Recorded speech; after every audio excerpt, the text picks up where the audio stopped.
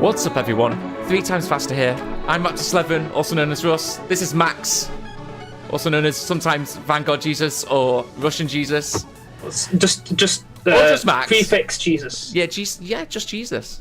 That's a cool slogan. I think that should be your new name now. Just Jesus. Prefix Jesus. Oh, prefix Jesus. Interesting. I like it. Miles isn't here, sadly, with us, so we replaced him with another Miles. We've replaced it with a better Miles. Yeah, he has powers. Funny. Well, That's he can tails. fly. Oh, Max, how have you been this week? Have you been good? I've been alright, yeah. It's not Awesome. just been chillaxing, relaxing. Did you watch the Super Bowls? Did you watch the footsies, the footballs, the sport? I saw adverts posted on my Facebook. Oh man, it was a pretty good game, man. So I had to sleep. So yeah, that's all right. So I actually took the night. Well, if you didn't know, we're kind of in the UK. If you couldn't tell by our accents, we're kind of not American. But sorry. People have flaws, okay?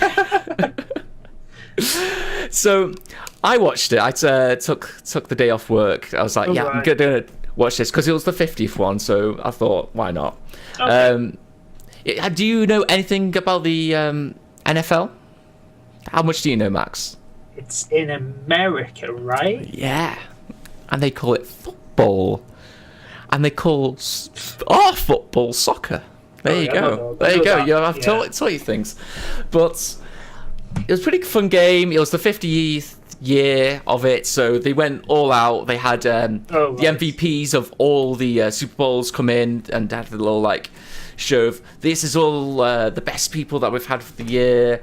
The show was pretty good. We had Lady Gaga looking like Lady Gaga. She looks like a Blazerkin. Yeah. So Yeah. We've all seen that one, so that was pretty funny. Coldplay were there, and oh right. Yeah, the halftime show I wasn't really impressed with too much. I've seen there were a couple of adverts. I think there was one for the Avengers, wasn't there? Well, no, you mean Captain America: Civil War? With Avengers 2.5. Yes. Yeah. That's what I'm calling it now. Wasn't that the most patriotic thing you've ever seen? I thought it'd be longer. It was only 40 seconds, and they didn't really show. So if you don't know how American football is, the game's actually only an hour. Oh right. But there's a thing a play. They just they need to progress the ball about 10 yards or something. Oh right, okay. To just keep on doing that until they do a touchdown. So it's like rugby in a sense. Yeah, but it's the most perfect thing. American football's it's very tactical, but it's also the most commercially wow thing ever because every play they when they do a play, they don't go let's talk about it. Let's do a commentary. They do a little quick one, but then they have the 40-second break, and that's where all these adverts are come from. Oh, I see. So they insert it every time, in between every play. And so they're actually the whole game was about 3 hours to play 1 hour. So you can see how long that game suddenly becomes. Yeah. So it was a good game though. I was actually watching it with another YouTuber, friend of ours or mine, Ross from PTCG Radio. Oh, right. So he's a big NFL guy, so we were having a little banter. He was actually backing the Panthers, and I was like, nah, not today. Because it seemed like Panthers had a really good season, so I was like, I'm going to back the Broncos, and then the Broncos won. Incidentally, so I was happy. I was like, "Yay, I won!" Any bets on that? Or? I really should have. They had pretty good odds. Really? It's a payout odds, yeah. Oh. So I really should have actually think about it. But I got a bit more caught up in the romance of what's his name, Peyton Manning. So he's the quarterback of the Broncos. Okay. This was his 4th Super Bowl, and so he's only just won 2 now. Right. 2 out of 4, but that's still pretty good to have 4 Super Bowl showings, and there were like 4 different teams or 4 different managers and of different teams. Right. And he's a bit of a hero. A testament to his. He is, and he's had like I think a short like a spine injury at one point, or a knee injury. He's had loads of injuries recently, and so this was like. He looks like he was going to retire after this game. This was going to be. He didn't say he was at the end, but it's implied. It was implied that this will be his last game, and he did. He did all right. You know, his long balls weren't that long. He's really fast, so you could see in their play style that when it came to him to throw the ball, they were just fast. But very accurate balls, but they weren't like, traveling far. You didn't see a runner go off miles. They were like, to the point, let's go. And then it's a very progressive game. It's very the Broncos were a very defensive team, it looked like, more than offensive, even though they had some pretty good, I think it was 10-24 in the end. Goodness. So, well, that sounds impressive, but a touchdown, 6 points. So, it doesn't. How'd you get to 10 then? Right. Okay.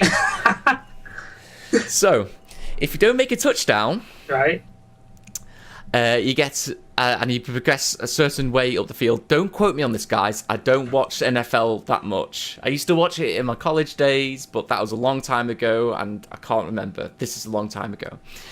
But you get to do a field kick. Right. If you do the field kick, so you know the field kick. Yeah. You make that, you get 3 points. If you make the touchdown, you get 6 points, and then you get to do a field kick, which gives you an extra point, or you get to do a conversion, which you basically do another run up, but it's much closer to the I don't know what it's called, the try line in rugby terms, the line, whatever that is. I'm sorry, I don't know the terminology. If you could help me out in the comments below, just tell us, because I'm just saying. Oh shit! I'm just saying stuff at the moment. And I think that's all the scoring you can do. That's I've explained everything for you. Russell's entirety of how to explain American football. Oh, there's so much. There's so much terminology they throw at you. I've watched Waterboy. That's like my entire exposure to. Really? Okay. Yeah. So I used to watch it a little bit when I was Waterboy? in university. Yeah. I've watched that many times as well. But I watched it a little bit. When late nights. Right. When you're a student, you just stay up all night. So it was always on. So I started to watch it quite a lot. So there's news on Twitter about social rights. I want to get in this straight away because I just showed you this. Yeah, today. I know. You've informed me, and it gets me infuriated instantly. I'm so I hate things where you can't do things. I'm like, well, God damn it, I'm gonna do it now. You didn't have to point it out. I don't understand how, like. I know it sounds like me all this time, but you get it, Max. Of course. But I don't feel like I'm a massive douchebag online, really. But then, it's like you can't be a douchebag. I'm like, well, what do you mean I can't? I'm gonna have to ban you from talking to this person if you have opposite ideals or anything like that. I'm like, what if I make a constructive argument? I'm like, well, no, because that might clash with the ideas, even if it's if it's true, even if it's true, or I've got like an idea or supported by facts. Yeah, so I could make a persuasive argument, even though in Twitter I've only got a certain amount of characters. It has to be really persuasive. But it's just like, no, you're getting banned and stuff. So they've built their own. There's no other. What do they call Internet it? police. Internet police. Yeah. Well, what do they call it? It's a community. Let's have a look. What it's called. Last time I heard community, we know what happened then. Oh yeah. It's the announcing the Twitter Trust and Safety Council. The council. So basically, it's good if the council's there. Yeah. So what it feels it's not like Star Wars at all. Oh no. Jedi Council. They just fucked everything up, didn't they? As long as no one tweets about trade routes and stuff like that, would be fine. Yeah, as long as we talk about fathers just taking limbs off their siblings. Yeah, that's fine. Not siblings, children. Yeah, that's fine. Taking limbs off, it runs in the family. George Lucas has a fetish, I think, for taking limbs off in Star Wars. Every film. It's like every film. Take a hand off. They gotta take a hand off every film somewhere. Multiple hands in some films. Where were we? Okay, so the council. They're like, so remember South Park recently this season? Oh. So they have the safe spaces. So basically, they've got Butters and cloned him. And now we've just got an army of Butterses. Buttai. I think that's the plural of it. Many Buttais. To make safe spaces for, Anita Sarkeesian and all those other social justice warriors that need their safe space. They brought in, there's a lot of these, I don't know how to describe them, just groups of people, dedicated groups of people. You got anti-bullying, child protection, and there's loads of stuff. I'm so how does this gonna work? Do they all just throw them into a room and they all just run admin, or what? I don't know how this is going to work, honestly. But how old do you have to be to own a Twitter account? I don't know, actually. Because Facebook is 16, but obviously there's a bunch of kids running around Facebook still. Yeah, which is bullshit. But you might have to be 18, but I don't know about most social media sign-ups nowadays. When I signed up for my stuff, though, ages ago.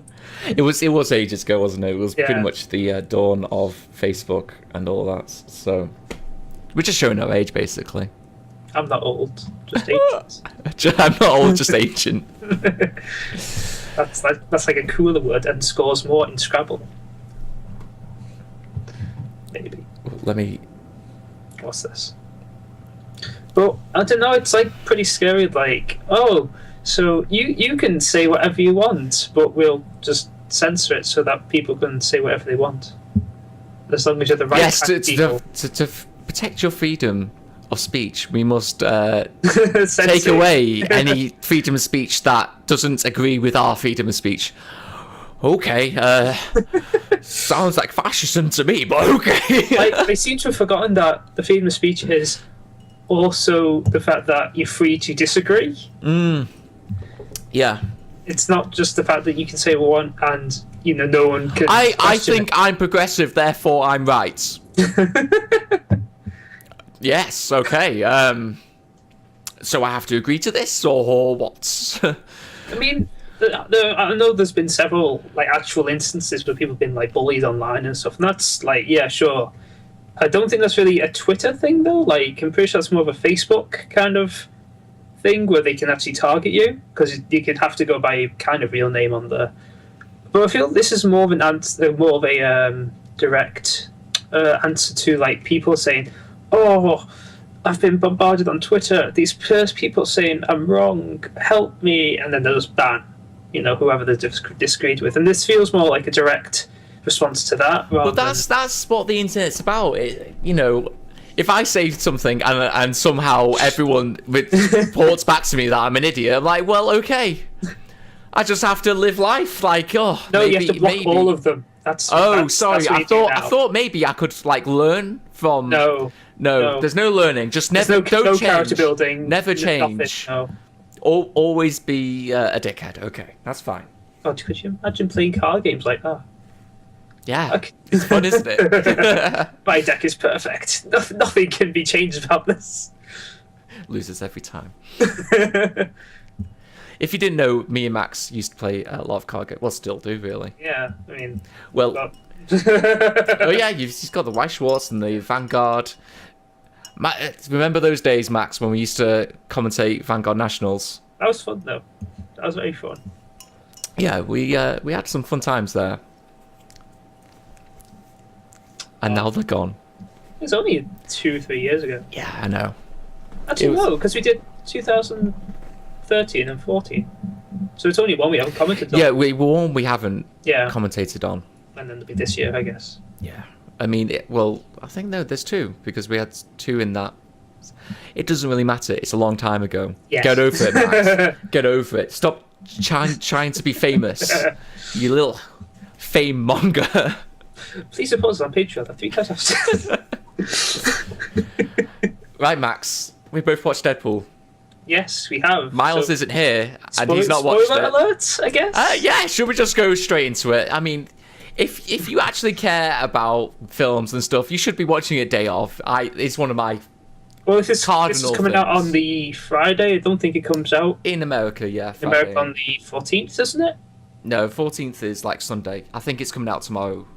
Oh no, on Friday in America. Yeah. So, this will be out. Yeah, they would probably.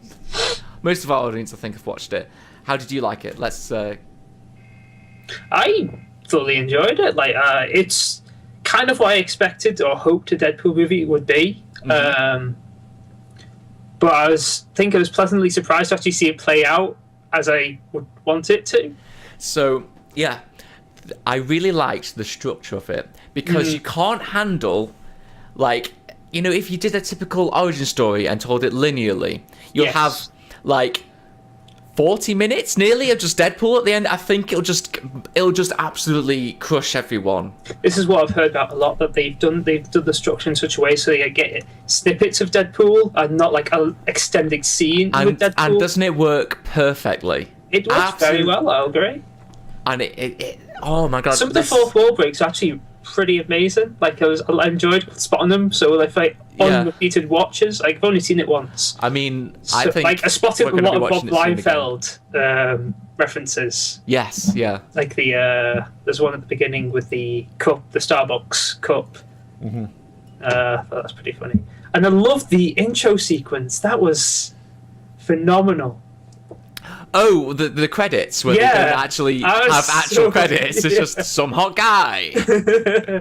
Directed by someone who's paid too much. CGI character.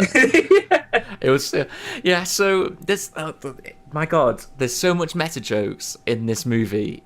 It's fantastic. There's like a bit in middle, after he's met Colossus, and I can't remember the other character's name. I'm not sure if she's super mega warhead chick. It's something like I don't know if she's actually she probably is an actual character in X-Men. She actually is. Oh, is that her actual name? But she's a telepath or telekinetic. She's not. She doesn't explode. Yeah.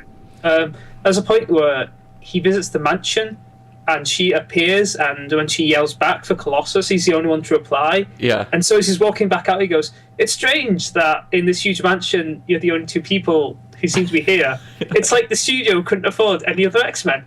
Yeah.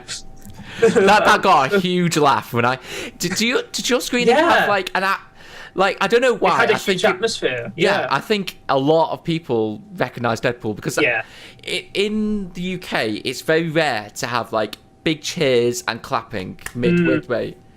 Did you get any clapping or cheering? We got some clapping at the end. We got some clapping as well, but mid joke, ha ha ha, clap. Right. So that was really weird. I was like, oh, have I changed countries recently? Has something happened? Yeah, and my screening was I went in the afternoon to try and avoid packing. We went at 1 in the afternoon, and the cinema was full. This is the first day of it showing at 1 p.m. Oh, okay. What are you people doing here? Yeah, so I watched it at 7:30 at night, and with we were in the biggest screen 500 seats, and it was packed. Every seat. So we were a bit claustrophobic at that point, But no, I thought as a Deadpool movie, it pretty much played out as well as it could. I think may have done some things better, but I think Deadpool as a character is quite ideal because it's not like a very complicated character. It's like he's a guy who is a dick and is funny, and that's pretty much the entire setup of Deadpool as a character. I think, but just skimming through general like Deadpool comics like frames and stuff, some of his jokes, I think it's just probably me reading it, I'm like, ugh. But the way Ryan Reynolds actually delivers it makes the general Deadpool jokes seem a lot better. And there's a lot of meta stuff. I like the wait for it, guys, wait for it. She's gonna do it. She's gonna do it. She's gonna do the superhero landing. Wait for it. Yeah! Yeah, that was actually me doing the impression of Deadpool. That actually happened, something like that. So it was right. Okay, should we just rate the movie now? Yeah, go for it. Okay, so we're on the internet, Max. And what do we know about the internet? Everything's black and white. Oh. Yeah. So was it amazeballs or balls? I thought it was amazeballs. Yeah, amazeballs. Okay, that's our official rating system. It's either amazeballs or balls. Like there's a post-credit sequence as well, and that was... Oh, the Ferris Bueller. Yeah. Yeah, that was pretty funny. I kind of expected the first one, but then the second one was like, oh... The credits at the end as well were with the little cartoon Deadpool. Yeah, I thought that was quite good. Yeah, that was a bit... Okay, just jerk off that unicorn. You can, if it's a cartoon, you can get away with a lot more. And it was the horn. The head horn, not... It was only symbolic. Yeah. Yeah, so... no, as I say, it was what I hoped for in a Deadpool movie, I guess. Like, maybe some die-hard fans might have wanted more stuff. Like, maybe there's stuff I don't know about, but... I did like the fact he actually referenced the Nick Fury from Avengers. Well, that's what I'm saying. It is so meta. They are poking fun at literally everything. There's the Green Lantern thing about the don't make my suit green and animated. It's pretty funny. Oh, that's one of my favourite bits is when there's a cut and they cut to... There's a figure of Deadpool from Wolverine Origins. Oh, the little figure, yeah. Yeah, and he goes, "This is my most prized thing." And then he just cuts away to, like, this a bit vinyl, and it's like, it's bam. And it's like, I thought it was so well done. One of my favourite scenes is the little montage bit, where it's like, I've got the name. Deadpool. Captain Deadpool. Just like, or Deadpool, just Deadpool. And they do the little, he adds a little rap. I've spent like half an hour, like, someone's got to have recorded this. I want to listen to the Deadpool, Captain Deadpool rap. Yeah. He has a little rap scene where he's like, go around starting killing people to get revenge. And I was like, I want to listen to this. And then the most hilarious thing, the one that got me, was the little, I don't know what it's called because we don't have many ice rinks in the UK, but the little ice rink skimmer sort of thing. Oh, yeah. He's chasing the guy, just like, I'm going to get you. He's going like 2 miles an hour. And the guy's crawling. In 5 minutes. When I finally get there, the guy's had his legs shredded and he's just crawling on the ice. He's like, I'm so going to kill you. But like, I'm so surprised at the writing staff, because they seem to be hit the nail on the head, which is so different from like the other, like the X-Men movies and the other stuff that Fox has done. Yeah, like it's so different. Like they've actually, like, they seem to know what they're doing, and it's so, like, the costume looks perfect. That is the best Deadpool costume I could ever imagine. Better than any cosplay Deadpool I've ever seen. And obviously, I've been to many conventions and I've seen 1,000 Deadpools. Literally 1,000. That they made it so good is the fact that I think the costume is mostly actual, like, proper costume. I think it's just the eyes they CG so he could have a bit more expression. Yeah, which he needs. Which helps a lot. Yeah, it helps. Well, I don't know if the mouth probably was CG as well, I'd assume. Oh yeah, well, you could see him sort of like breathe sometimes. I think that was actually just normal, maybe. I don't know. It's a bit hard to tell, but fantastic film. Can't say its praises anymore because The only thing, amazing. Go and watch when it I came again. away from it, I was looking at it, goes, I wonder if that would be kind of mask and the eye thing, would that work with Spider-Man? Yeah. Well, Spider-Man in most animated series, Well, he has a very expressive eyes. he has those eyes Even to in the comics. do that. Yeah. So I wasn't sure if, like, could they pull that off with Spider-Man? Well, we'll have to see in Civil War if they actually do it or not. Spoilers, he's probably in Civil War. He's quite pivotal for Civil War because he's the only one that switches sides, isn't he? Well, there's probably others, but like. Well, he is literally the protagonist of Civil War because he. I wish they made Civil War like properly. I'm surprised they do. I thought like the Captain America was like going to be a setup, and they were going to like a proper Civil War event, and then move on to Infinity Gauntlet like later on. But is Civil War just this one movie? Yes. Really? That seems. Well, obviously they've cut a lot of fat off. Yeah, but Civil War is like this huge event. It is, but you don't have Mr. Fantastic like capturing people and putting them in prisons of some description. You're probably not going to have a robot Thor, cloned Thor or something. Yeah, that's what I was hoping for. Like that. No, it's too weird.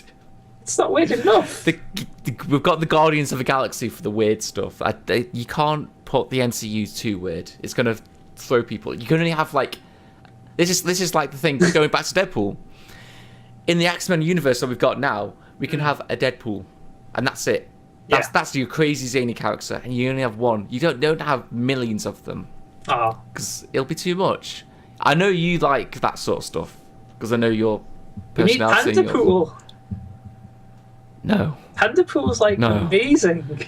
Why is he amazing? Does he sit around and eat bamboo? No, he's ruthless and just kills people with his claws. It's cool.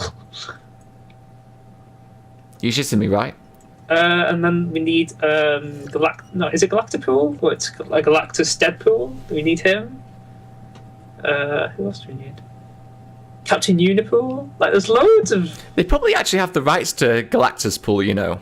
Fox do. Oh, yeah, it's Fox who own Fantastic Four, isn't it? Yeah, Fox own Fantastic Four. So they own Galactus, and they own Deadpool, so they probably own the rights to that. So there we go. That's how they That's how they get the Fantastic Four back. They have Galactus Deadpool. Fox callers will set the script up. We'll set the script up for you. It's already done. So we've pretty much written it right there. Another thing about they brought up the budget, or how concise the script is. They had to cut, like I read recently, like nearly 10 grand, 9 million. Sorry, not grand. I'm thinking of normal terms of money. Oh right. Yeah, no, about 9 million. Really? Like a few hours, like 2 days before, like really pushing it to go. So there's apparently that, you know, the final fight, and he forgets his duffel bag. Oh yeah. That's actually the improv, well, not improv, that they changed it. They were supposed to actually have it, and they were supposed to have all the guns. So they were like, how do we stop this costing loads of money? Well, this scene, we could just have them forget the duffel bag. So, you know, another less CGI battle, and therefore save money. And there was just little fat trimmings here and there. So that's how the movie... It wasn't the movie so concise. It felt really contained. Yeah. And quick. It was like 1,000,000 miles an hour. It does feel quick, but it's about 2 hours long, isn't it? Is it? I honestly thought it was like an hour and a half. Roughly, it's like probably like an hour 40 or something like that. It went fast for me, but time flies when you're having fun. And you are... If you get all the references, I think we should go and watch it again, you know? Because I think I might have missed some stuff. And with our combined knowledge together, we could point stuff out to each other. Because I was constantly looking for stuff. Like, I wasn't sure if there's a point in the movie where they have, as I mentioned earlier, like they have a Deadpool list, and I wasn't sure if like the other names on the list were like hints at other characters or anything like that. Okay. So I'd have to like go back and if there's another bit where there's the guy behind the bar and he takes the picture and he puts with other pictures and then like, are those other pictures like actual things, or so there's like a lot of places where there could be Easter eggs, but I just couldn't look at them all at the same time. Sparked my interest. Apparently, there's like over 100 Easter eggs anyway. I could imagine, and like you had so many, a hard time like, picking them up. The way they edit it as well, like when there's a point where Deadpool's like fast forwarding through one of his own flashbacks. Yeah. And there could be like anything in the. Oh yeah. Well, they do this.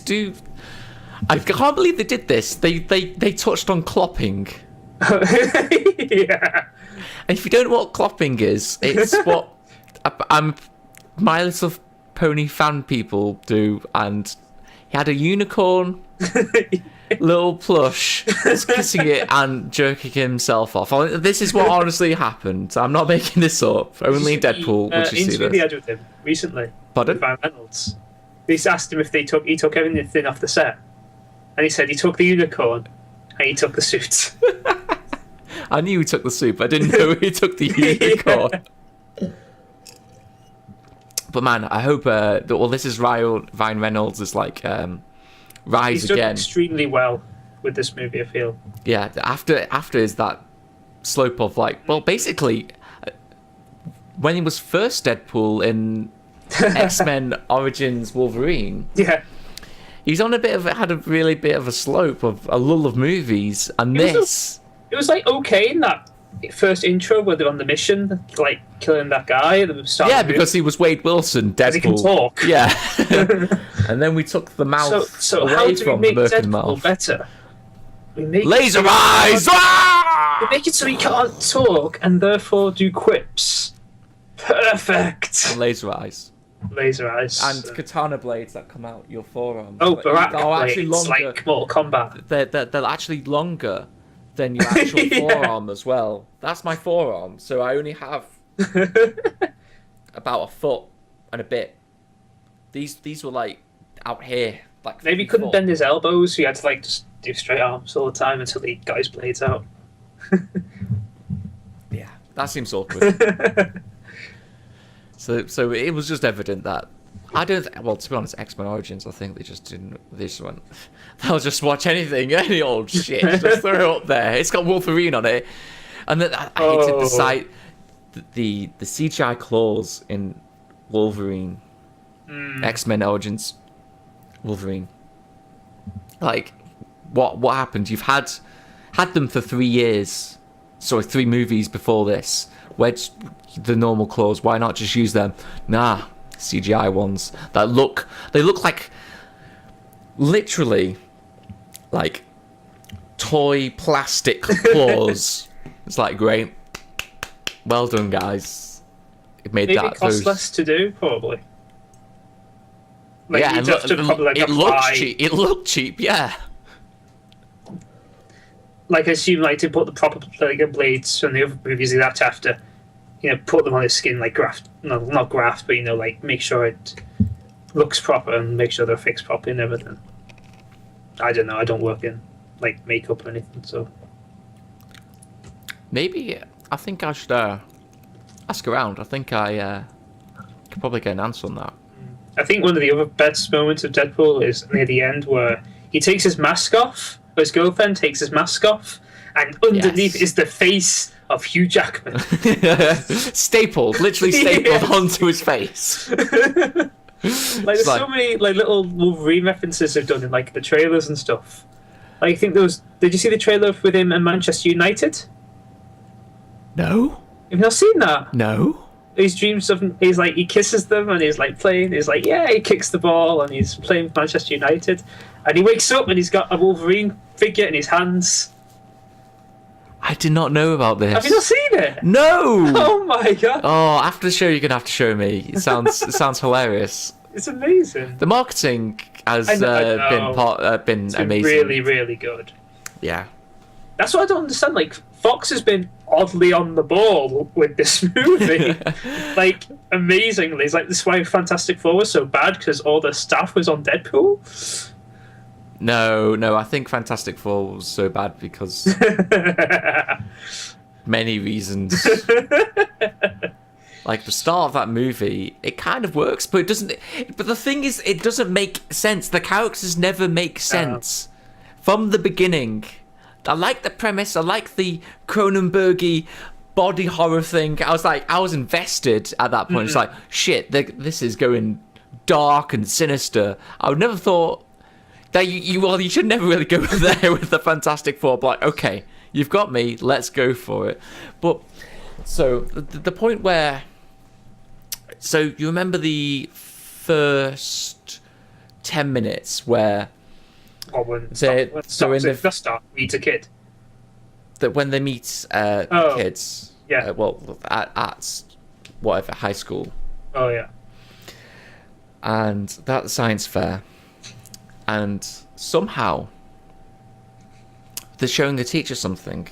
It's supposed to be teleportation, but they still showed something remarkable. It was something that explodes, disintegrates an object. Yeah. If it's been really fuzzy because I've only seen this once, and it was an awful movie. Back. It does come back, so he does. Yeah. And it's like covered in sand. Yeah. Okay. Yeah. So it's clearly been somewhere. Yeah. It's like, why is it covered in sand? Just like, so. Teacher says, "You're lying. You're a liar. Stop being fake." And just like, how can you not understand that? Even though this was a magic trick, even if it was a magic trick, and I somehow made this disappear, and then somehow got sand like in my pocket. I was just got some sand in my pocket, sprinkled it on this plane, and then made it appear back in your eyes. Surely that should have said, "How did you do that?" Just like witchcraft. I was like, would a teacher respond like that? I don't think so. It was kind of made to be that way. Like, you can't accomplish anything, Reed. What will you accomplish ever? It's not like you're going to help make universes or anything. Oh, silly me. I like that in joke, Russell, because he was Homer Simpson's voice actor. Do you not know that? I didn't even know I made a joke. Oh my god. That was like the huge thing. He's like... So I don't know. So who was Homer Simpson's voice? The guy who plays the teacher. Oh, right, okay. That's half the cast of Simpsons right there, really. Does he actually do that many... Yeah, he does loads of voices. See, I've not watched The Simpsons in absolute time. Like, I think I watched one on Channel 4 like maybe half a year ago. It was one of the new ones. And it was diabolical. It was so boring. The thing about The Simpsons now is it's literally just a living corpse, and it's just... Can you just not put it in the ground? Just put it in the ground and let it just rest there. It won't die until it starts losing money. And at the moment, it's still making money. Even if it's like 50p, it's still making money, so... I thought it would just be bleeding. At this point, I thought it would just be bleeding cash. Just bleeding it. Well, it's still making money somehow. Like, someone's buying it. I don't know who, but someone is. It blows my mind how that's still going. I mean, how long ago was the movie? Like, 8 years? Oh. 8 years? No, maybe even 10 years. 9, 10 years, the movie? A long time ago, because I think I was like first year university, so it has to be nearly 10 years ago. Could be. Like 9 years ago. A long time. Yeah. Too long. And it's still going from there. That was like, remember then when that was their high point?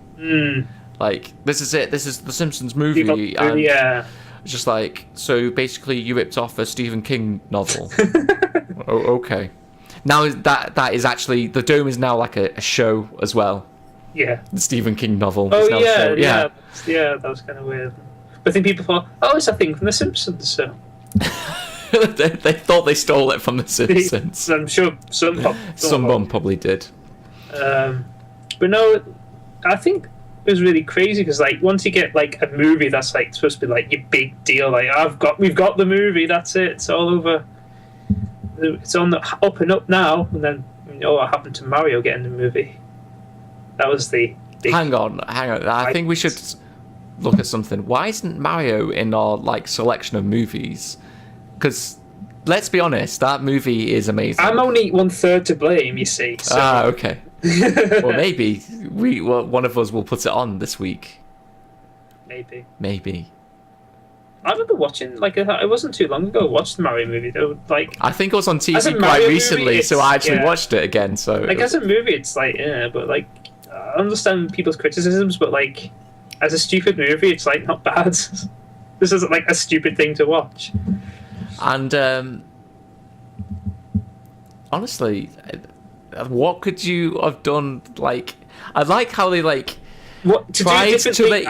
Make Mario and like realistic. Let's make it realistic, and actually it kind of works. Actually, it's like he's got this like weird dystopian future where fun guys taking over the whole place. But that was I don't know if that's like still the ongoing story, or if it's like they switched it. But you know, like the original story was, it was like a different world they went to, and that was full of dinosaurs, and that's how them to get to the dinosaur place. Like that's the original story. And the movie just kind of made that into a more realistic version and tried to back it up with like technobabble, like, oh, there's a meteor and it shattered the time streams and all this stuff. And like, great. There's two places of worlds, and but I think in the games it's just evolved into men. Yeah, okay. I know in the TV show, the games was just like they found a pipe and they got there, and that was literally it. In the kids show, you can do anything. I think back then as well, like, maybe the budget was... I don't know if the budget was Nintendo, but maybe they just didn't have the technology to, like, make a big suit for, like, Bowser or, like, any actual things. Yeah, isn't he literally just in a bucket, and he's just a monster head and arms in a bucket? Oh, the very end. It's just like, ah! And it looks awful, didn't it? It looks... I can't... I think they probably tried to make it realistic to try and like appeal to more people, not just gamers. Like, look, it's Mario, but not as you know him. And it's like, oh, this looks like an access point for multiple people to come in. Let's be honest. Could you envision a Mario where it was literally like the video game? Like, have you? Let's say. Super Mario Galaxy, have you played that? Have you seen? Yeah. Okay. So imagine just like all the cutscenes compiled. That was your Mario movie.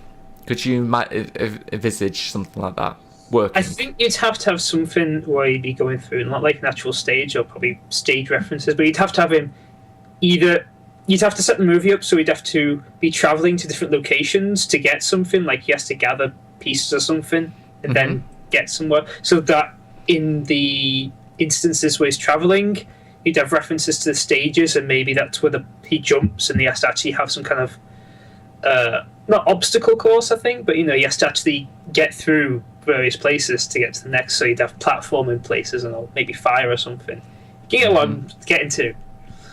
Or maybe he has to go underground at some point, and that's So they kind of make it like that, I guess. Yeah, it's really. I know. That's why I'm like just asking the question. It's really hard. It's really weird. How are you going to put mushrooms in there? Like, is it a mushroom? Like, is it supposed to be a psychedelic thing where he thinks he's Super Mario and just like runs about like, yeah, I can do anything. I can jump 20 feet. What are you going to do? Where are you getting this Italian plumber from? Potential for the movie, like, I think Mario's probably like one of the worst franchises they could pick from when you consider like Nintendo actually have proper franchises that have like when they had like literally next to it at the same time they had Link, Legend of Zelda, Link. So easy to make in a movie. Like the two ones I see often is like get thrown up is Zelda and Metroid. Metroid, man. If they just did the Metroid Prime.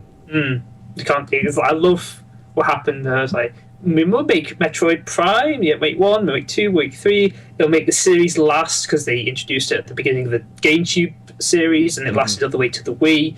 And it made Metroid like literally a household name. It was good before, like it was really good on the NES. But I think the Prime series like pushed it into a demographic where people wouldn't have normally known about the game series, because they did have an N64 game or a title, so there was like a couple of years gap. It just missed. A Prime should have been on the N64. They were putting it on the last few months, and then they scrapped it and just put it on the they dropped GameCube.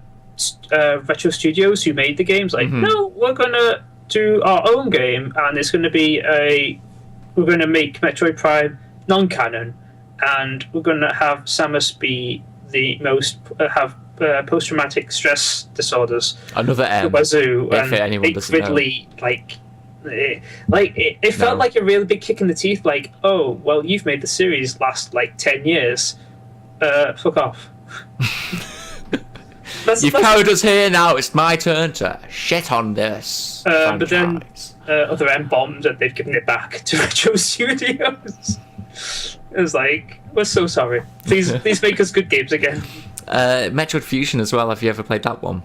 Yes, yeah. That is one of the best ones. Just because of the should I?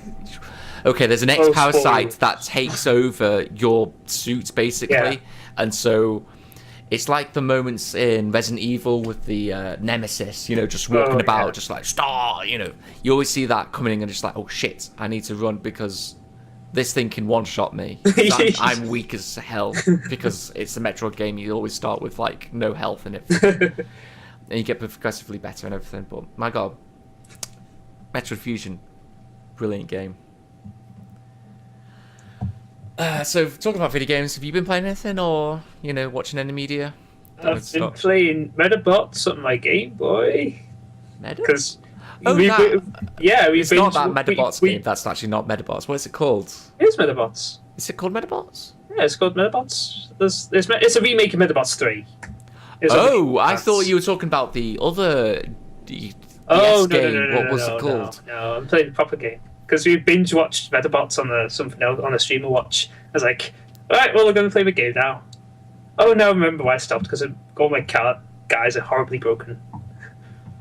That sounds like fun, though. It's actually really just strategic, like the game, like the way it works. Like, it's really different. Like, it's kind of like a real... It's kind of turn-based, but it's like a real-time system as well. Like, it's really weird to describe. But it's like really strategic. But like later on, when you have like loads of different parts, all I do is just spam like speed control, so they go slower and I go faster, and therefore I win. So basically, the way the characters work is like, everyone's in slow mo. You're in slow mo in a way. Everyone's like moving dead slow, and you're just like moving normal speed. So what happens is the way the game works is it's a team. So up to a team of 3. But the way to attack is you have to get to the center of the screen. So you start on the left. Yeah. You walk to the middle of the screen. You attack. Then your character has to make it back, and then you can issue a new command. Right. Okay. So basically, if you get back to each side faster, you can just spam more commands. Oh, you can therefore attack more. Yeah. If you slow them down, it's like, well, they can't make as many commands. So it's just like, yay, I win. Because they literally just speed control the game. Nice. Like, you don't get access to any of this stuff, but it's a bit like, I think it's the last Medabots game we got in the West in general. Like, I don't know if Medabots 4 came out, but like in Japan up to 9. Hang on. Whoa. Medabots 9 or 10? That's an incredible amount. But 10 is now the most abysmal thing I've seen, because 10 is called Medabots Girls Mission, and it's about as bad as it sounds, where it's literally the selling point is if you do special awesome attacks, you blow the other character girl's clothes off. I'm like, hang on. Yay. That sounds amazing. What are you talking about? It's a trend I've seen now recently. Like, a lot of games or a lot of anime is literally, can we make 1,000 archetypes of a girl, and just push every single one of them onto the screen, someone's gonna like it. Yes, one of them will stick with people. Or just stick with one person. Like, one person likes this person, another person likes this person, therefore... And then the series make money. It's ridiculous. It's Why Can't I collection is stupidly popular now. It's like they have like, I don't know how many characters there are. It's got to be like at least 400 characters. Yeah. maybe, and it's whoa, 400? I thought, really? Possibly. You have to you have to remember there's also the evil ships as well. And they all have personalities. Yeah, they're all different. So it's like they all have their own designs, all their own names, and it's like. Mm-hmm. So as a franchise, it's like we can just churn out like just stuff of every other character, and we just make merchandise of the most popular ones, and that's how we make money. And that's literally every series at the moment. Like, that's I think every anime is like falling into this trap at the moment. Idol animes is like Love Live, stuff like that. Yeah, like Love Live's got like it's like the main cast is 9 characters. Like that's kind of crazy. Like, that's like your core cast is 9 characters. Like that seems big. Like I don't even know if there's like supporting characters or cameos or anything like that. I'm like that seems crazy. I'm used to reading like novels and stuff where like you have like a core like 2 or 4 characters, and then you have supporting characters. But now it's like no, we have to have like 10, just so that we can sell merchandise. Another thing that like on the opposite side of the scale is they have 1,000 characters, but you only have them for 1 episode and they die. Like Attack on Titan and what else? What's the Moz one? Terraformers. Oh, Terraformers is literally the worst thing. Just like I've not watched Terraformers yet. You literally might want to skip it. All I know is that it'll never come to America. You might just want to skip it because it's not that fun. I assume it's like Attack on Titan and it relies a lot on the shock factor. Yeah. The first 2 episodes, you shitting yourself. Then you start to realise that at the end of every episode is someone getting killed or eaten in some grotesque way. Yeah, and you're like... I keep up to date with the manga of Attack on Titan. That's the extent of it, because I find the story interesting enough to follow, but like I'm not... I'm just keeping it for the anime, I think, at the moment. I'll just wait. I know sort of stuff that happens, but it's not that interesting, honestly. To be honest, I've done the same with Dragon Ball Super. Like, I've stopped watching the anime. I'm just like, I'll just read the manga because I can't stand the anime now. Let's be honest. The budget looks as what's not sorry. The budget. The budget for the actual animation, the between the keyframes is a bit iffy. It's happened a lot nowadays, though, with anime. Like that seems to be a thing where there's a lot of low budget stuff, and unless you're like Studio Trigger or someone else who actually can do it in such a way it looks comedic, it just comes off as cheap. Yeah. Like there's a lot of I'll take Studio Trigger because I watched a lot of the stuff where they do a lot of cheap animation things. Like a character will literally not physically move; it'll just be like the arm will be a whole piece, and that will just move on a hinge. Yeah, and that'll be the animation. But they can do it in such a way that actually looks comedic and actually looks like it's just flowing with the episode. But with Dragon Ball Super, where like Goku's face looks like just scrunched up and stupid, but Biru's is literally like 2 dots and a line. It's amazing. But the manga's actually getting really good now. I don't think you even watch it. So I don't know if you care about spoilers. So we've been told there's 12 universes. There's 12? 12 universes. So it's kind of like multiple timelines. Okay. So we're facing off against Universe 6. And it's like, so it's kind of like, it's a way for Toriyama to kind of write in the same kind of characters, but have them in different settings. Like we've got a new Frieza character called Frost. Right. But he's not evil, and he could be ridiculously powerful. Because we've seen Revival of F, where Frieza's training for 4 months, and he's ridiculously strong. So this guy could have been training his whole life. Yeah. So it's like, it actually makes Revival of F feel more like a setup thing for this new character. Which is okay. Really that's weird. And you've got like a Saiyan, is the like Saiyans in this one are like, they protect everyone. They're like intergalactic protectors and stuff. It's kind of just a way for Toriyama to explore the same example, or not examples, but the same races, but in different settings, and that lets him toy around with stuff. So this actually goes on to what I originally thought what Dragon Ball Z was the first time. Like, I really saw it when I was like, I don't know, about 10? Right? On Cartoon Network. Well, no, I watched it. A friend like downloaded, I think it was the Cooler movie. Right. Oh my god. So that's the only first real thing I saw about it.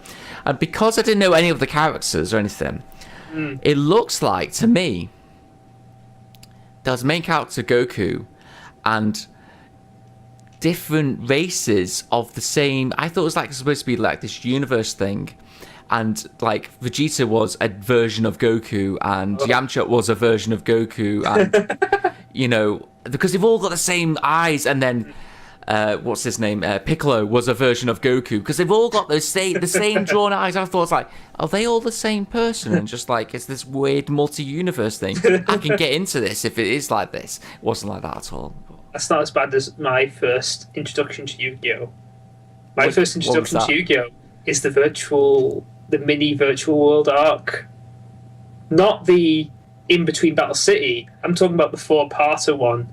The first one, where they go into the game world, and that's actually one I've not actually seen fully.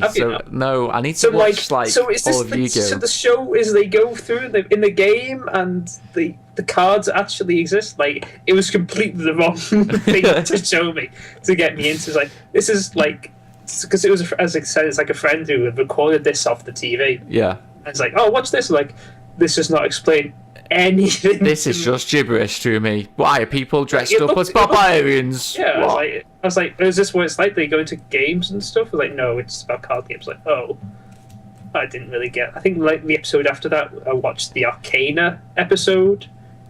The Arcana episode's not even close to that. And but that's just like, that was recorded. So this is like, okay. The Arcana episode's pretty good to like watch like get a gist of the cards and the Shadow Realm and stuff. So that's a good introduction to it, sort of. It was like I remember a point in high school, like I hated Yu-Gi-Oh! It was like, this is stupid. Then I started making friends in high school, and then suddenly it became the greatest thing ever. And I had the same sort of thing. Like, I had friends play it, and I was just like, this looks absolutely like the most boring game ever. And I told my brother, don't get any Yu-Gi-Oh cards, just in case I get hooks. Because it was the same with like Pokemon cards. It's like, just in case, I don't want any more cardboard crack. Right? No. And then he did, and it started, and I was just like, oh great. So the cardboard crack, it's until this day, I'm hooked on cardboard crack. Thanks brother. I blame you. That marketing people. And marketing. I'm bringing out more powerful cards, so I have to buy them. Thanks, marketing. Sad times. That was fun. Yeah, so game-wise, old anime. Let's just. I'm going to talk about what I've been doing. I've been playing Digimon Story Cyber Sleuth.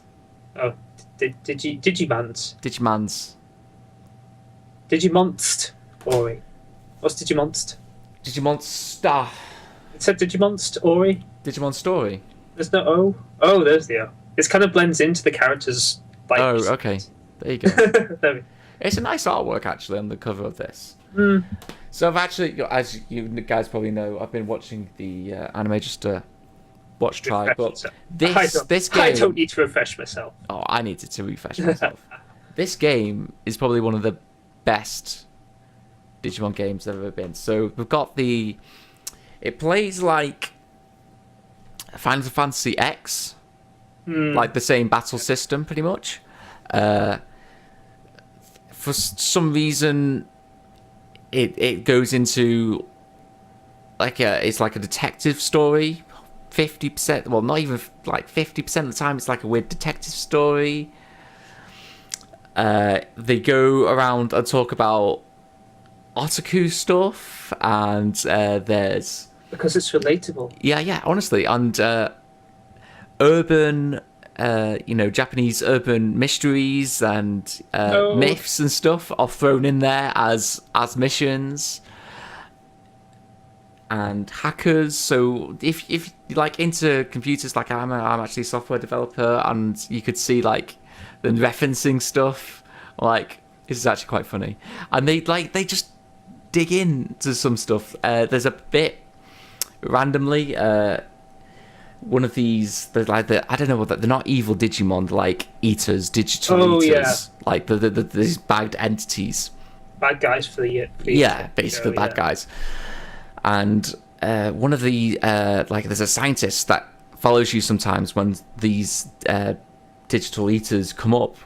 It's like, can I have come along and see what happens? I want to maybe study them. And then he makes a reference to capturing them, but it's like, don't be silly, that I've not got a device like a ball or some sort of watch.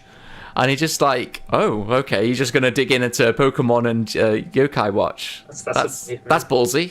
Yeah. Yokai Watch is like ridiculously popular in Japan. Ridiculously popular. But it flopped over here.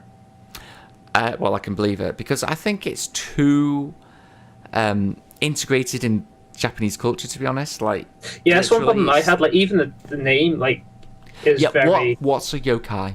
It's a Japanese ghost, I think. Yeah, but who the hell's supposed to know general what a yokai? Consumer. Yeah. What's a yokai? What's a Pokemon? Like, at least. What's a Pokemon? They kind of explain what Pokemon is, like when it was first introduced. Didn't they? Even like every game is like, it's a pocket monster. But that's the reason they have to explain it like that. A yokai, I think, like, you surely know what a ghost is. Come on, it's a ghost. Come on, it's a spirit. How do you not know? It's just like that's the marketing setup sort of problem, which I think they have. I don't know who's picked it up. Like, I don't know what company like makes it or publishes it or anything. So maybe they just hoped like it was just going to be like Pokemon again. They just throw it out and magic would happen. But like Pokemon kind of hit in like the perfect place. Yeah, it was actually like this weird lull in the actual, like, I don't know what to call it. If we take a graph, we're going to get some science. There we go. All right, Rick, calm down. Okay. Well, what are you going to take this graph and I'm going to show you the plots of Articuno with popularity. So there was this. We had Turtles and then we had Power Rangers, and Power Rangers was like basically at Turbo sort of time, wasn't it? It was like Power Rangers Turbo took Space, huge dive, and that's when Pokemon just jumped in. And then Digimon 1995 came in. 6? Yeah, 6. 1996 sounds about right. I think 1996 is when it came in Japan, because we've got the 20-year anniversary, which is also another little trailer that was in Super Bowl. I saw the trailer for the Super Bowl. Apparently that's worked really well. Really? Apparently so. Well, I guess a lot of Pokemon fans were complaining, but I think for general audience it would do well. I think that's probably what they were pushing for. Are you hyped for Pokemon Go? I think it looks really interesting. I really want to see what kind of cash shop things they do first before diving right in. Yeah, I agree. I think I'm going to do like a few crazy videos of me like running around trying to find a Pokemon as a little joke. Oh, the camera strapped to your head. You made it even better for me. I was hoping to like, maybe, or I'll have like someone follow me with a little tripod and a camera. Get you to do that for me. Oh, great. Sign up, Max, for another one of those crazy adventures. But I don't know, like, I'd say for general audience it's done very well. But for Go, because I know there's been a couple of companies, like anything Nexon make is basically buy stuff or lose. Or like so they had something beforehand, which I don't think really came to the UK. I can't even remember what it is. It's like this thing where you're supposed to go to monuments and capture them if you're a red or blue team, and that was it. I can't remember what it was called for the life of me. If someone in the comments could tell me what that game was, that'd be cool. Thanks. Red versus blue? No, it's not red versus blue. Team Fortress 2? No. Oh. These are all brilliant examples of red versus blue, but No. What do you think? Media time? Media time? Yeah. Do you want to talk about Hero? Oh, that's the wrong screen. Oh, that's also the wrong one. Oh wow, we've got things that shouldn't be appearing. Help! I'm drowning. Help! Oh, we got rid of you. Oh, Max, what's wrong with you? I'm drowning. Help! let me sort that out for you, Max.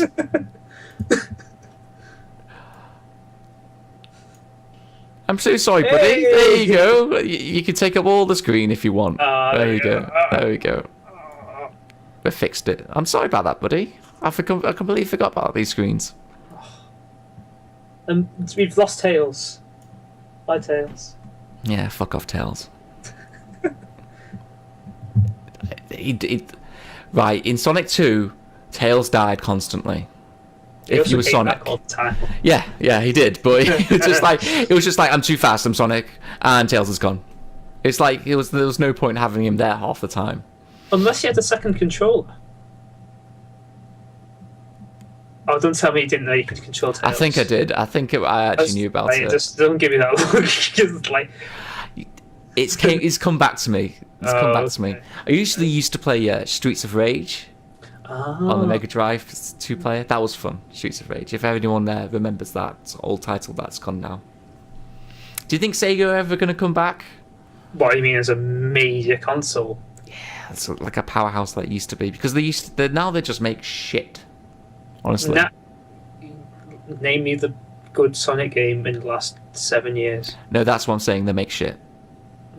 There's a stuff Didn't they around. make Sonic they don't know. 4 recently? Like in the last 5 years, that was like pretty much the continuation of Sonic 1, 2, and 3. That was it. To quickly derail onto Sonic, okay. So yeah, let's thought talk about Sonic. It'll take me 5 minutes. So I thought the Sonic Adventure 1, then Sonic Adventure 2. And I thought this was them refining a 3D system for them to use Sonic in. That was how they were doing it, the process, because you had Sonic Adventure 1, and it was kind of buggy as all hell. Then you had 2, and it wasn't quite as buggy. So I thought, okay, so this is what they're doing. There's every iteration will be testing it so they can fix their engine and all that. Then you got Sonic 2000, Sonic the Hedgehog 2000, let's make a new engine and make it terrible. I'm okay, well, that was a shot in the foot. But then they keep doing this. Every game is a different engine and a different idea. So I'm they're not doing a Mario where they're trying to fix the problems and make just a solid engine to run Sonic in. So I know what needs to happen. 3D. Sonic needs to have a knight's sword. Sonic also needs to be a werewolf in this one. But then they made Sonic 4, and I feel that was just a cash/attention grab. Yeah, it honestly was, I feel. And then Sonic Generations, I heard, was actually kind of okay-ish, and Sonic Colors is also a bit... Colors was alright, and Generations was alright, but that was what I mean. And then have they made anything past Colors? I don't know. I feel they have, but I can't... No one cares about Sonic. But then it's you see... No one knows, but it doesn't. The gameplay doesn't make any sense. But now we have knows. But what about Mario and Sonic at the Olympics? Isn't that the pinnacle of Sonic games? Probably is, but I've never played it. No, I'm not either. But I'm just saying, that's what 30 years ago. If you told people, oh yeah, Sonic's gonna be on the Nintendo console and they're gonna be playing Olympic games. Olympic Games in London, and I was just like, what crack are you smoking, sir? Give me some.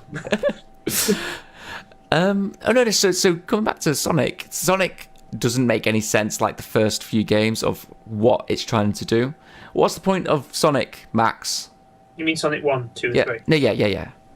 What do you mean? What do you mean? What's the point of Sonic? What's his slogan? What does he say? Gotta go fast. Yeah. So the way we go fast is to have random jumps and little things pop into your face constantly to knock you and just stop you going fast. So I don't know. I think Sonic is pretty much a memory game, muscle memory game. Probably you've got to remember the level and Mega keep Man on is going. a muscle memory game. Mega Man 2 is the ultimate muscle memory game. Maybe that's how games used to be, and we've forgotten it, and probably all the new video games have made us shit, and maybe that's probably what's happened. I just can't remember. so I long ago. I enjoyed the original Sonic games, like up till like Sonic 3 and Knuckles and stuff, and then I enjoyed Sonic Adventure and Adventure 2 Battle, but then after that, Adventure 2 Battle, I loved the little chows in that. I know there's been like a lot of complaints, but as like a fun side thing to throw in, I don't think it did any harm. And it was more to kind of push the Game Boy Advance game, because you had like a chow on that. They're trying to just push this compatibility kind of thing. Mm-hmm. I know it was on the original Dreamcast because you had a... Yeah, but they expanded upon it a lot more in Adventure 2 Battle, yeah. And you had the connectivity with the Game Boy, which is something Nintendo were pushing at the time. Mm-hmm. I thoroughly I like that. I had got all the little chow fruit, so when it eats, it boosts all the stats at once. I'm like just force feeding it, and I'm like, no, eat it. You will appreciate the food. No, he's like no more, no more food. Daddy, no. I think it was good to try and push for the multiplayer thing. Like I know they had like a multiplayer mode, but it was good to kind of push people to play the game more, I guess. That's what they were really pushing. Play our game more so you can beat your friends. At the end of the day, isn't that what we do? Yeah, so I'm sure you could take your cart and put it into another thing and then take, so I had like chow battle with my mate as well. So we had like little chow battles and then chow races. Yeah. And you could put it on the, like, if you had the Sonic Advance game, which was actually pretty good. There was like a chow garden on that, so you could take the chow from Adventure 2 Battle, then put it onto your Sonic Advance game, and then raise it while you're out as well. Mm-hmm. So that was like another game. Again, they're trying to play the game. Whereas I think as a connectivity kind of thing and just a general thing to do, it wasn't too bad. Right. So we're gonna talk. Yeah, let's actually do this actual section, Max. Let's talk about Hero that you picked last time. Yeah, so Heroes is about this guy who can time travel. Like he stops the second hand from going. He goes, and then he pushes back. Goes Yatta, and that's how the series starts, right? No, I thought it was about this guy that has a Gundam and he travels down and blows everything up in this Oz corporation. Oh, I think we watched different things. Oh. Just kidding. It's actually the Quentin Tarantino produced. I think he bought the rights over to actually show it. It's that's why I noticed when I was like, this is actually very Quentin Tarantino-esque in a way. It's like got a lot of action and a broken story. There was a movie called Hero that came out in 2001. And the Jet Li one came out in 2002, and they were completely different movies. What if Miles actually watched the wrong version?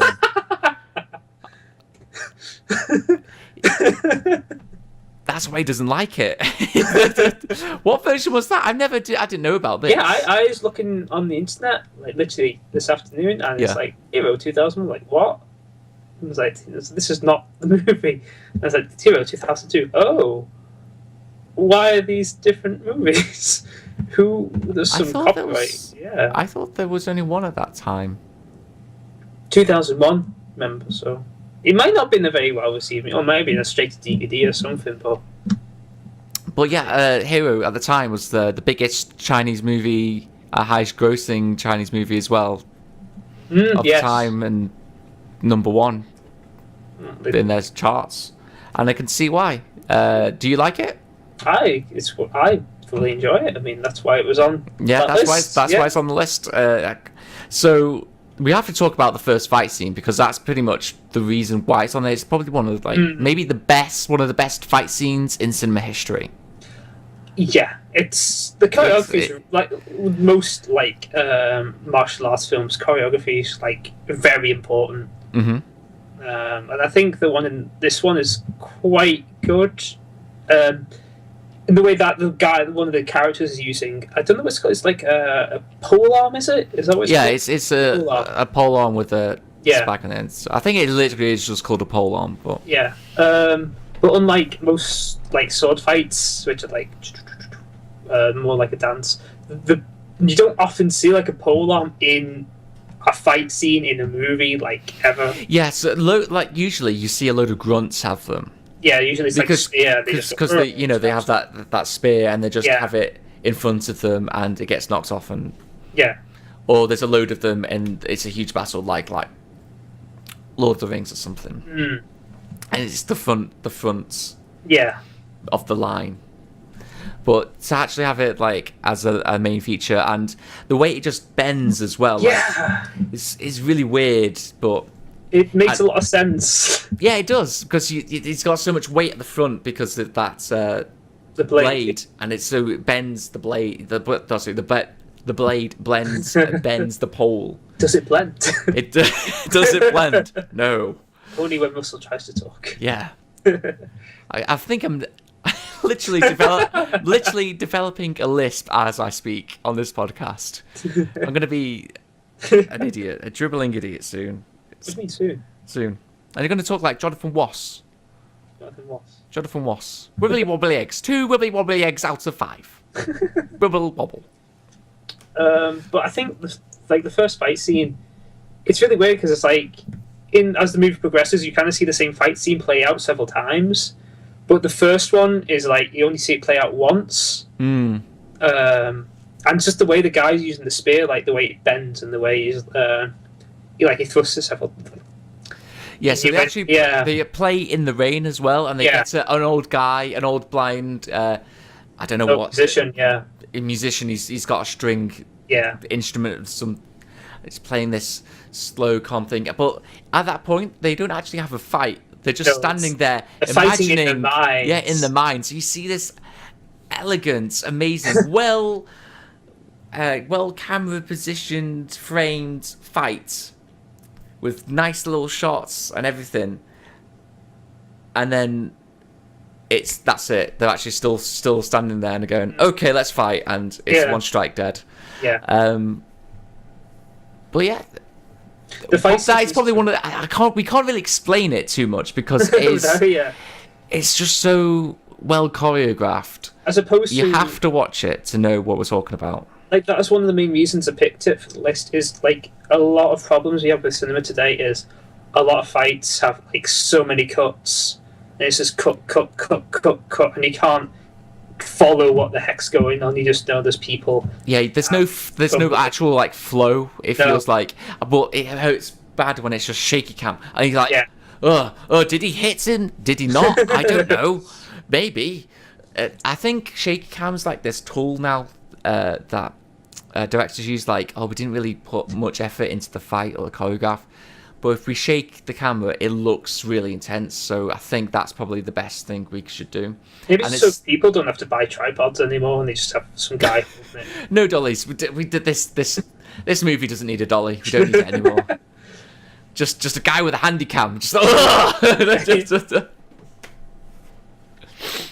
Wouldn't improve this stream very much, would it? No, it wouldn't improve anything. No. So then, shall we actually describe the actual movie? Okay. So the plot. Jet Li. So Jet Li's going to is going to the current Emperor. He's not the emperor because he's not. He's like a king at the moment at that time because he's not united. Current ruler of X country. Yeah, because currently China's still split into its 6 subsidiary countries that it was made up of, and this king is trying to unite everyone through war. Yeah, and he comes, and there's been many assassination attempts on the king's life, and so there's been this bounty on these 3 key assassins that he's scared of at the moment that have staged rebellions against him, and so. As Jet Li comes in as hero of the nation, he comes in and a big procession is in front of him. Like, oh, what's this? Apparently, you've murdered the 3. Oh yeah, whatever. He's got the weapons. He's presented apparently the weapons, to show that he has killed them. And so he's checked out by all these priests. There's no secret weapons because they're still. It's oddly a very thorough scene.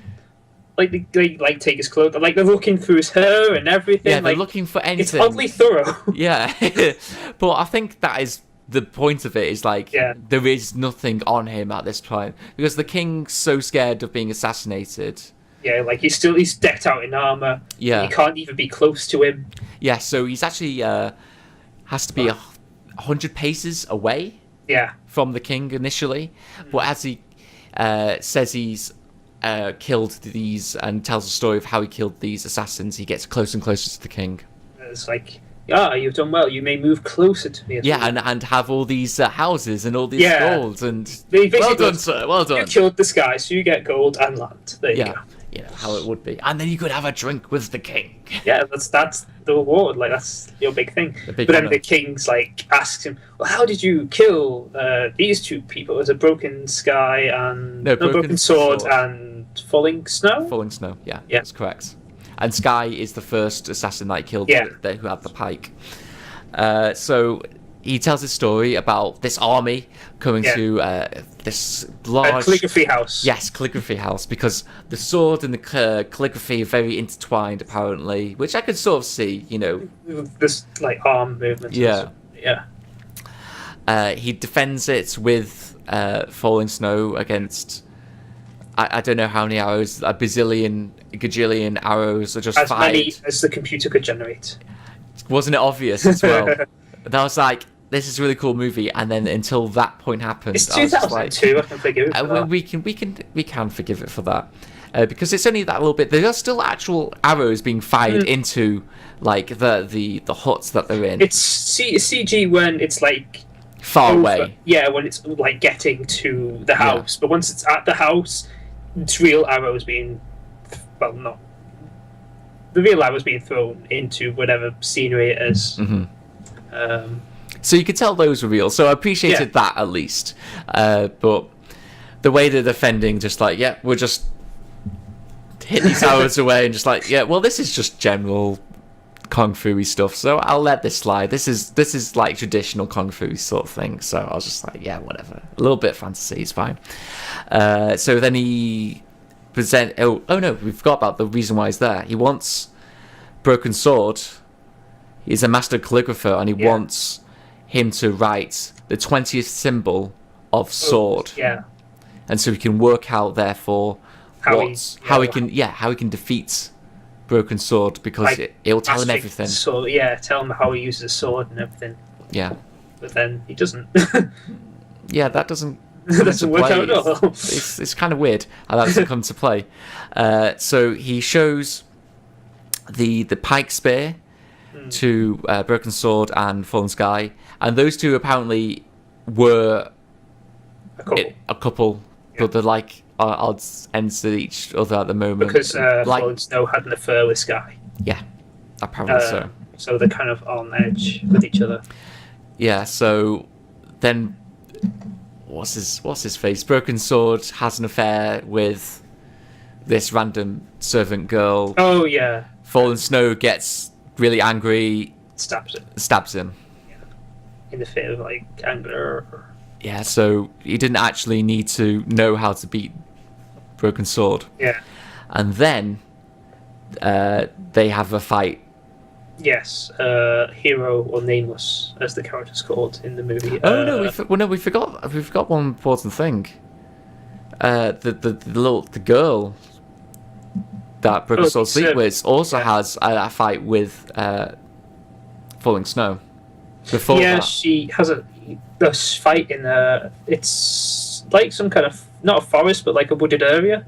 It's a wooded area, and it's like seems to be autumn, because everything in that, like, the movie's really interesting how it's laid out, because there's a lot of, I didn't realise colours. There's a lot of colour. Yeah, like every scene seems to have its own colour. Yeah, and like there's the main. So you've got the main central narrative, which is the Nameless telling the king how he's performed all these acts, and that's just shot normally. But then when he's telling these stories, all the characters will be wearing like different colours. The backgrounds, whatever colour. It'll be like all the same colour. There's like different objects, all the same colour.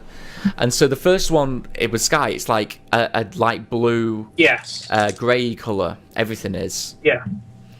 And then the next scene is red. Yeah. Because I think it's supposed to symbolize something, because there's a lot of hatred and passion in that bit.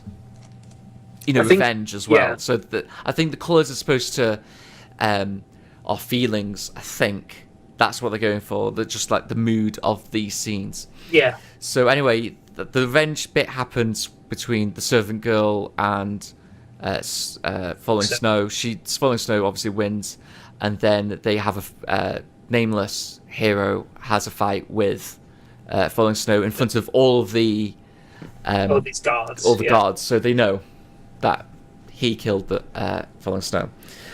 And then suddenly, so the king, he's quite close to the king now, because he's said, how he killed all these people, and he's presented the weapons as well of all these assassins. It's just like, the king's just sitting there, just like, I just can't believe you that you beat these assassins. It seems really suspicious. Because he reveals that he's actually fought Broken Sky at one point. Broken Sword. The Broken Sword. And he's like, I don't believe this actually transpired, because I've seen these two and they've killed like 3,000 of my men and they just wrecked everything, and I can't believe that you beat them in such an easy and simple way. Mm-hmm. Just by tricking them, basically. Yeah. And just so then he tells themselves. the story again. Like, the king tells this is the what story. actually happened. Yeah, his version. Yeah. And suddenly everything's is this version? Yeah, everything's like a blue. Yeah. Oh no, it's blue. Oh no, it's a green. Oh no, it's blue. Is it?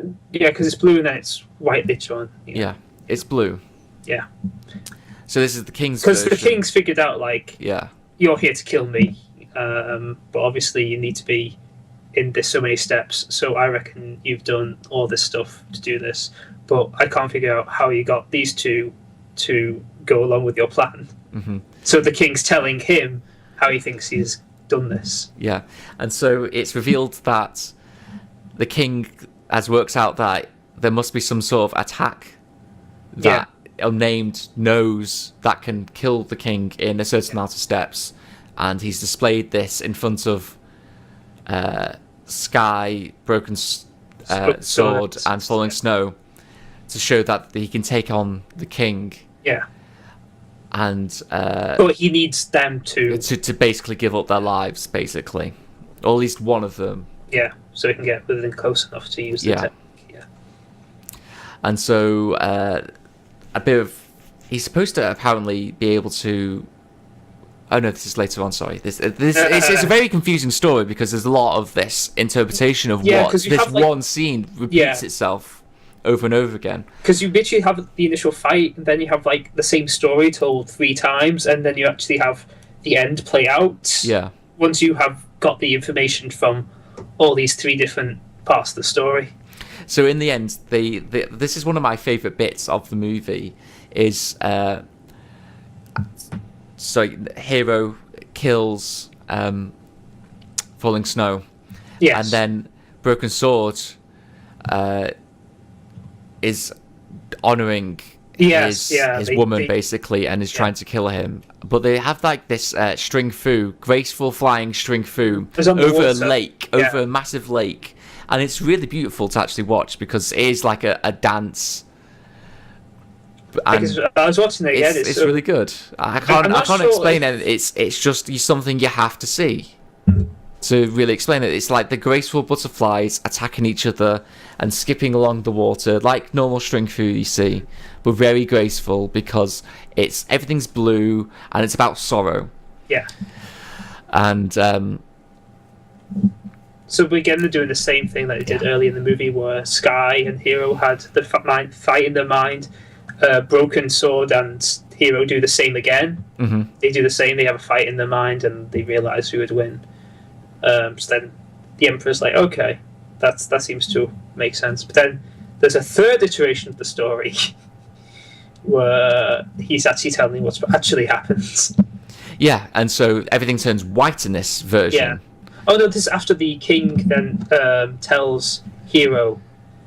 So you have the second iteration of the story. Then the king is telling Hero that Broken Sky tried to kill him at one point. Oh yeah, that scene. And this is like the scene is green. So everyone's wearing green and everything. And so you see them Broken sword and falling snow, and you see them destroying all these soldiers, cutting shields in half, just absolutely wrecking everything. So they get to the emperor's or the king's throne room, and what we see is in the past it has all these nice green, it's like cloth or velvet or something, all these draped all around. And it makes it so that broken sword can like kind of blend in and use them as like a way to disguise. And this is why it later, like you see the same chamber, but it's completely bare. It's completely bare, so nothing like that could ever happen again because he's so scared of being assassinated. Remember the little bit before in that scene where they're on from the opposite sides and they're coming in to attack each other. Yeah. And it's a very close-up face, and it becomes very anime sort of style where they just like flying, literally just they actually start bobbing, but then they just start flying towards each other. But close up onto the face, and it's that very smooth action, but going really really fast. And I was just like, this is pretty cool. I appreciated that bit. There's loads of little bits like that. They're just inserted in there as like little homages or just general kung fu staples. Like let's just put that in there. Oh, that looks good. Bravo. So he's there to kill the king, but he has they have a clash. He could have killed him, but he's chosen not to. So then he and Broken Snow are like... Falling Snow. Falling Snow. Too many prefixes and suffixes. Yeah. Let's just say sword... Snow, sword, and sky. Yeah, there you go. 3 S's. 3 S's. And she's like, oh, what have you done? And then they have to flee. And then I think the third iteration of the story is explaining Sword's point of view and why he didn't kill the king, which is what Hero has learned. Yeah. And that's him explaining that. So again, it's going back to the first story, so calligraphy is involved again, and it's explaining like who these people are and where they've come from. So they have studied calligraphy. I think it was for 3 years they studied Something it, like that, yeah. And through calligraphy and then practice, and they've mastered the sword arts and they're like at their peak. But Sword has discovered that he has, through calligraphy, has discovered that the term sword has like another meaning, so it's kind of like a unity kind of thing, which, as Hero's explaining, the king is shocked to find out there's someone else who actually understands the world as he does, so that both Sword and the king understand that they have to be, what the king is doing is for the greater good of the entire country, and that even though it's plunging all the countries around him into chaos and war, basically, and death. But there's a bit before that it still gives a little bit of a tint of evilness to the king, because after he wants to unite the whole of China, all the 3 provinces of China, he wants to expand his empire and have because he says he wants to take over distant worlds and lands and and it's referenced in the little bit of there's 20 symbols for sword, just have one. In my version of the world, just have one symbol, so it makes him greater sound unity. really evil. But at the end of it, he just wants a united world that's kind of like just simple and everyone can talk to each other and stuff. Which is not like how much but in order to get to that point, there's a lot of crap he has to go through. Like he's taking over all these villages, he's killing leaders in order to get to this point where the world can be united. And he's shocked to find out that Sword's like, oh, there's actually someone else who understands me, because even my own men think I'm a tyrant and they don't understand what I'm doing. So after this, it causes... I think they have a fight, don't they? Sword and Snow. They have a fight, do they? Or... Oh, no. Hero shows them that he has a technique that allows him... It's the same technique he'd use on the king, but because of the nature of it, it lets him strike with, between organs. So he can make it look like, he makes it stab you, but you're not dead. Yeah, it just looks like you could have died, because it's such a deep wound that surely it would have killed them. So Snow like stabs Sky in such a way that he can recover, but he won't be able to fight. Mm-hmm. So she goes out onto the battlefield with the guards again, and he stabs her, and she is stabbed, and she looks dead, and she falls over, and all that happens. And then so he's got the two weapons. He's got the polearm and her weapon. And then as he's leaving to go to the Emperor, Sword intercepts him and is telling him, like, you can't kill the king because of all these reasons, and I've kind of discovered, like, why he's doing it. Well, not discovered, but he's realised. I understand the king's motivations. And he writes 3 letters. He writes 3 symbols on the sand, and then he gives Nameless the sword, and he goes off to see the Emperor, which is where we start the movie with. Mm-hmm. And the king's like, well, what are these 3 symbols you wrote? It's like, under our heaven, I believe? All under heaven. Yeah. And that was like the symbol. So in my version of the subtitles, it was our land. Ah, right, okay. So I think a bit of a translation sort of like, oops, the mismatch happened there, and obviously under our heaven is pretty much our land. It's like, it's the same idea. I prefer actually yours. Under our heaven sounds actually much better than our land. Or was it all under heaven, I believe?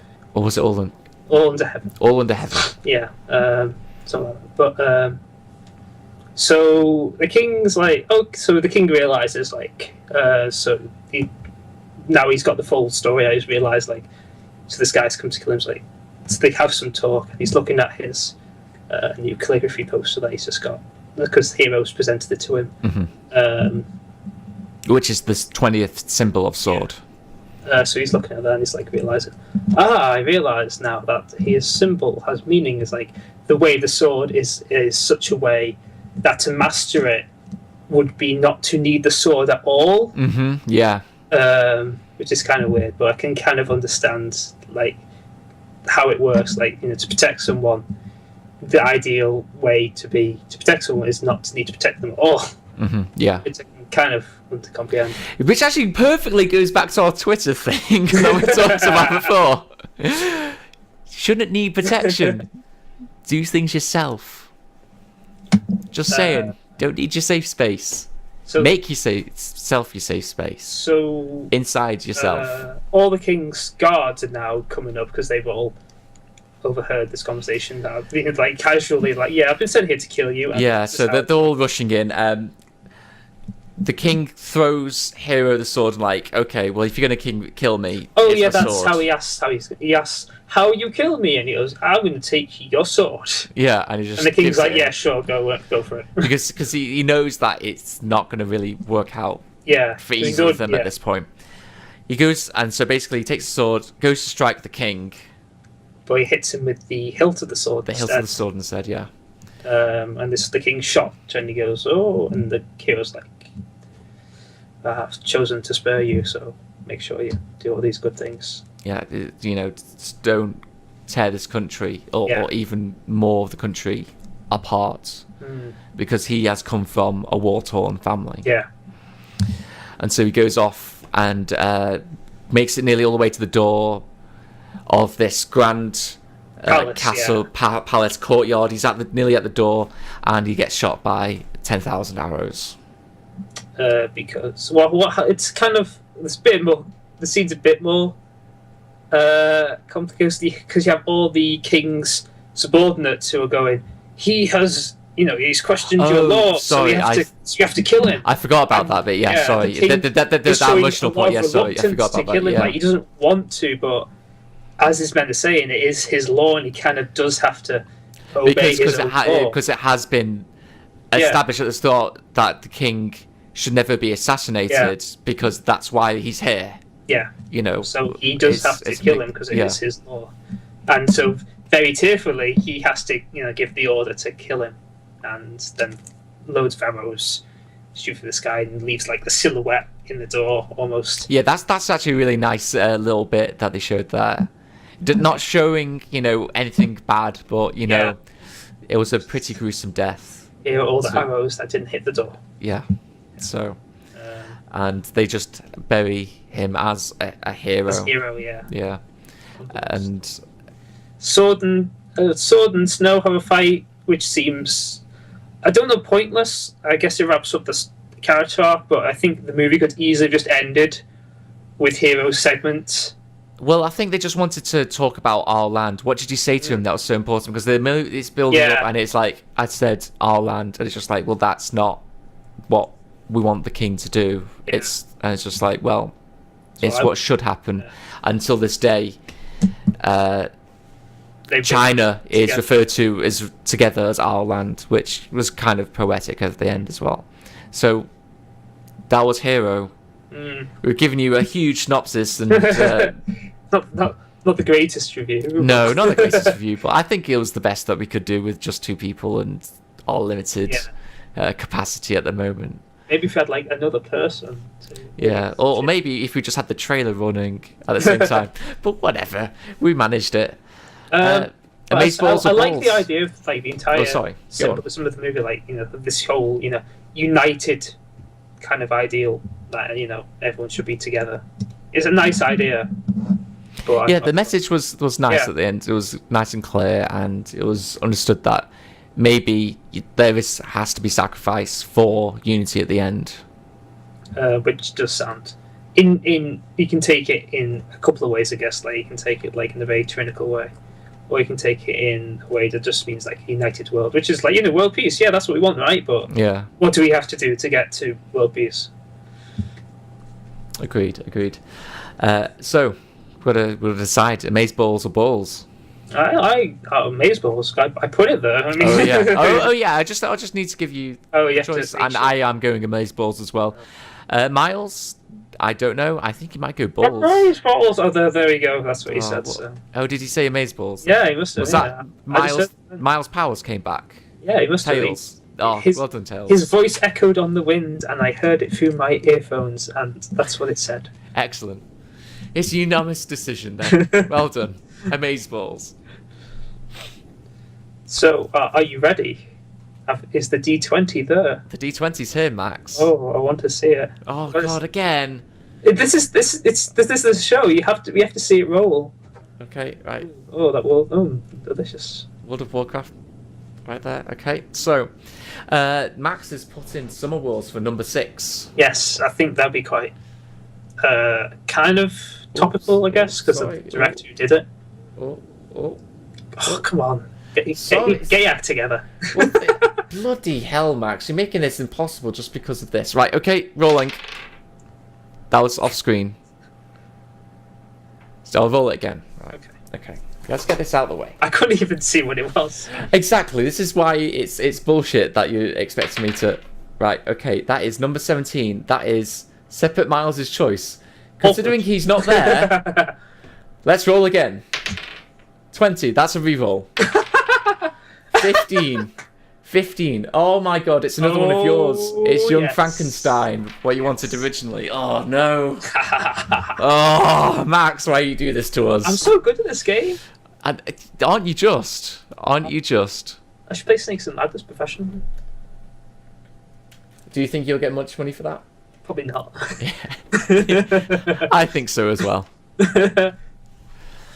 Well, thanks for joining us, and 3 times faster. I hope you've had a good time. 2 times faster, I guess, in this case. Yeah, there's no 3 of us.